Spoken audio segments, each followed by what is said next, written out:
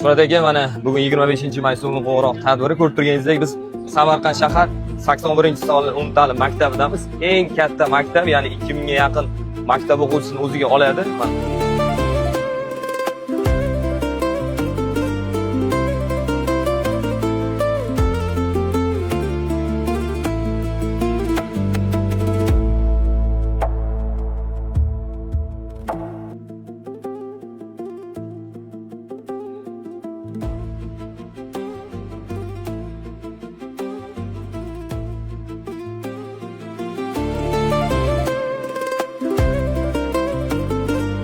Mana so'nggi qo'ng'iroq ham o'z nihoyasiga yetdi. Endi maktab bitiruvchilari, qaldirg'ochlar ko'chaga chiqib nima qilar ekan?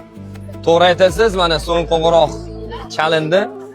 Maktab o'quvchilari hammasi uylariga ketishyapti, lekin ayrim o'quvchilar tomonidan avtoulov boshqarib kelish holatlari uchrab turibdi. Lekin bu holatga biz aslo yo'l qo'ymaymiz. Ko'rib turganingizdek, yo'l patrul xizmati xodimlarimiz, barcha sohaviy xizmat xodimlari kuchaytirilgan tartibda xizmat faoliyatini olib borishyapti. Men o'ylaymanki, ushbu tadbirni xavfsiz va tinch o'tkazamiz.